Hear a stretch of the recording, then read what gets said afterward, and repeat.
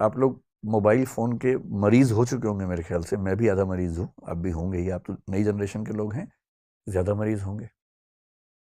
बिना वजह के मोबाइल फ़ोन खोल लेते होंगे, फिर उस पे करते रहते होंगे ऐसे-ऐसे। रील देख रहे हैं तो रील ही देख रहे हैं, शॉर्ट्स देख रहे हैं तो शॉर्ट्स ही देख रहे हैं, मन ही नहीं भर रहा है। फ़ोन देखते-देखते थक गए और फ़ोन रखा और 1 मिनट के बाद फिर फ़ोन उठा लिया कि थक गए हैं। क्योंकि डोपामाइन रिलीज़ होता है आजकल फ़ोन देखने से। ये एडिक्शन है, खतरनाक एडिक्शन है। और हर वीडियो में कुछ ना कुछ मैसेज कन्वे हो रहा है। इन्फॉर्मेशन इतनी ज़्यादा कभी नहीं आई हमारे आसपास जितनी आजकल आ रही है, और वो भी ऑडियो विजुअल फॉर्मेट में आ रही है। अखबारों के दौर में लिखित सूचना आती थी, केवल साक्षर लोग पढ़ते थे, बाकी पढ़ते ही नहीं थे। आज के दौर में ऑडियो है, विजुअल है, टेक्स्ट है, हर भाषा में है। कोई व्यक्ति बच ही नहीं सकता। और अगर किसी समूह के पास ताकत हो, उसके पास 10,000 ऐसे बेरोजगार हों जिनको काम दिया जाए कि दिन में 500-500 मैसेज भेजने, हर मैसेज के बदले 2 रुपए मिलेंगे, तो कोई समूह पूरे समाज को अपने तरीके से सोचने के लिए मजबूर कर सकता है। महाभारत का सोच के देखिए। महाभारत का युद्ध है, एक तरफ पांडव हैं, एक तरफ कौरव हैं। पांडवों के साथ में कृष्ण हैं। नैतिकता के लिए जरूरी है कि पांडव जीतें और कृष्ण इस पूरी योजना के साथ वहां पर हैं। पर पांडव जीत नहीं पा रहे, जिसके कई कारणों में से एक ये है कि कौरवों की सेना में द्रोणाचार्य भी हैं, उनका पुत्र अश्वत्थामा भी है। द्रोणाचार्य गुरु तो पांडवों के भी हैं, कौरवों के भी हैं, पर वो राजधर्म का पालन कर रहे हैं, क्योंकि वो जिस राज्य के साथ हैं उसके साथ खड़े हैं। पांडवों की सेना उनको हरा नहीं पा रही है,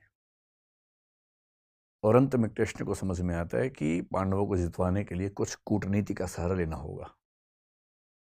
कृष्ण कूटनीति के शिखर हैं। वो युधिष्ठिर से एक बात कहते हैं, पर युधिष्ठिर तैयार नहीं है एक गलत बात कहने के लिए। और अंत में कृष्ण अपनी पूरी कूटनीतिक ताकत का इस्तेमाल करके सिचुएशंस बनाते हैं। एक हाथी अश्वत्थामा नाम का, उसकी हत्या होती है। बात फैलाई जाती है कि अश्वत्थामा मारा गया। अश्वत्थामा द्रोणाचार्य के पुत्र का नाम भी है, और द्रोणाचार्य अचानक हताश होने लगते हैं। उन्हें फिर भी लगता है कि एक बार मैं खबर को ऑथेंटिकेट कर लूं, प्रामाणिक है या नहीं चेक तो कर लूं। तो वो अपने समय के सबसे प्रामाणिक व्यक्ति युधिष्ठिर से पूछते हैं। युधिष्ठिर धर्मराज हैं, झूठ नहीं बोलते हैं। पूरी पांडवों की सेना ने, टीम ने जब उनसे कहा, वो तब भी तैयार नहीं हुआ कि मैं झूठ नहीं बोलूंगा। लेकिन अब झूठ नहीं है। अश्वत्थामा की हत्या हुई है, हाथी की हुई है, तो क्या हुआ, हुई तो है ही। और तब भी वो चाह रहे हैं कि मैं पूरी बात बोलूं। द्रोणाचार्य ने पूछा, क्या अश्वत्थामा मारा गया? युधिष्ठिर कह रहे हैं, अश्वत्थामा हतो नरो वा कुंजरो वा। अश्वत्थामा मारा गया, आदमी था या हाथी था। लेकिन जैसे ही नरो वा कुंजरो वा कह रहे हैं, ठीक उसी क्षण में बहुत तेज शंख बजता है कृष्ण का, और उस शंख की आवाज में द्रोणाचार्य सुन नहीं पाते पूरी बात। और क्योंकि वो सुनते हैं सिर्फ इतना कि अश्वत्थामा मारा गया, वो हताश हो जाते हैं, हथियार छोड़ देते हैं, युद्ध भूमि में जमीन पर टिक के बैठ जाते हैं। और इसी क्षण का फायदा उठाकर धृष्टद्युम्न उनकी हत्या कर देता है।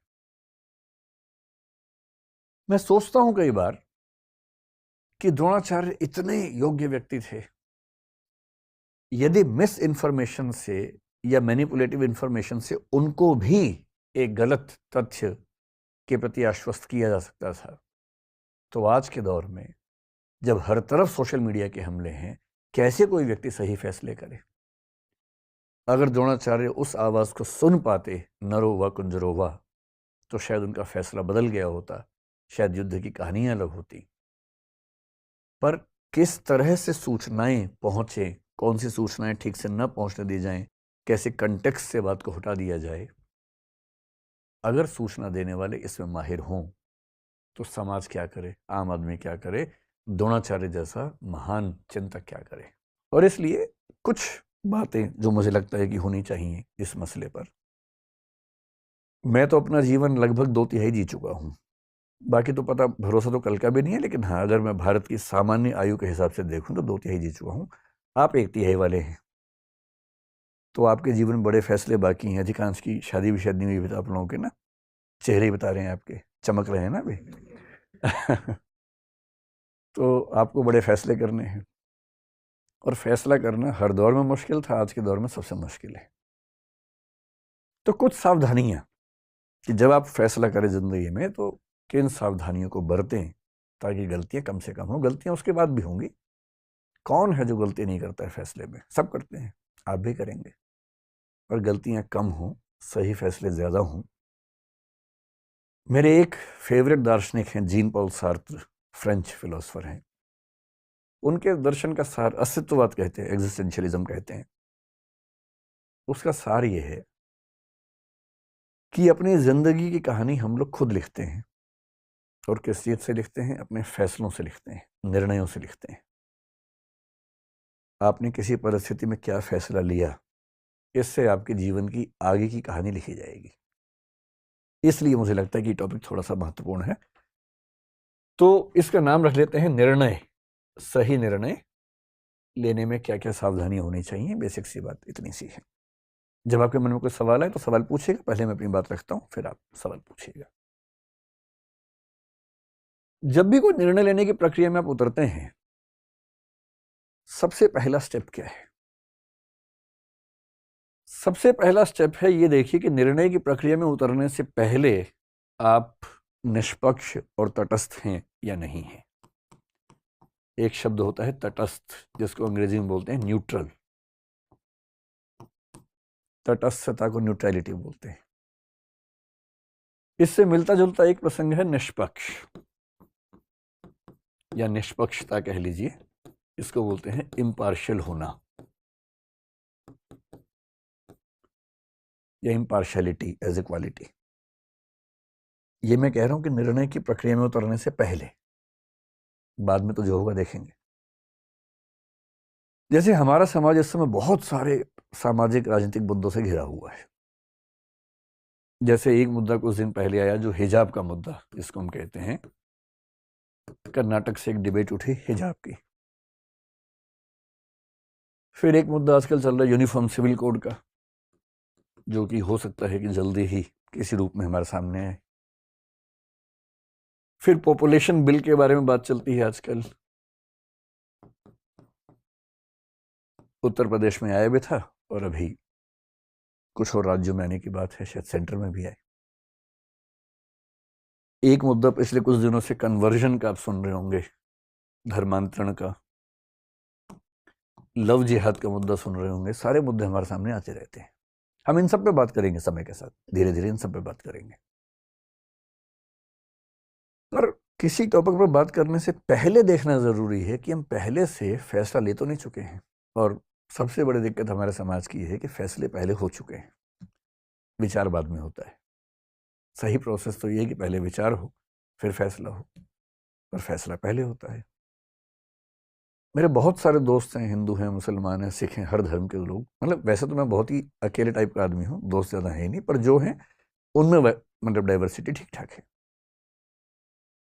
मैंने क्लासेस में भी देखा, और मैंने पाया कि हिजाब की बात आते ही कोई मुस्लिम बच्चा जनरली इस भाव से देखता है कि नहीं, ये गलत हो रहा है हमारे साथ, और कई हिंदू बच्चे इस भाव से देखते हैं कि एकदम सही, और होना चाहिए, और होना चाहिए। और मजे की बात है कि टॉपिक क्या है ना इसको पता ना उसको पता है।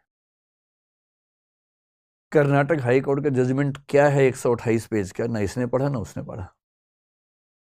कर्नाटक सरकार का क्या डायरेक्शन आया था, रूल क्या था, ना इसने पढ़ा ना उसने पढ़ा। और फैसले का एग्जैक्ट मतलब क्या है किसी को नहीं पता। पर हम टॉपिक शुरू होने से पहले ही राय बना के चलते हैं। E.H. कारक बड़े अच्छे विद्वान हुए हिस्ट्री में। उनकी एक किताब है बड़ी अच्छी, हिस्ट्री, इतिहास क्या है, व्हाट इज हिस्ट्री। बड़ी अच्छी किताब है। उन्होंने साबित किया कि हिस्ट्री के बारे में आप कुछ भी कह लीजिए, कितने फैक्ट्स हैं, इतने प्रमाण हैं, सब बेकार की बातें हैं। अंततः इतिहासकार के दिमाग में जो बैठा हुआ है वो साबित वही करता है। इसलिए मार्क्सिस्ट हिस्टोरियन लिखेंगे तो आप पाएंगे सबके निर्णय लगभग एक जैसे आते हैं, और जो नेशनलिस्ट हिस्टोरियंस हैं उनके फैसले एक जैसे आते हैं हमेशा।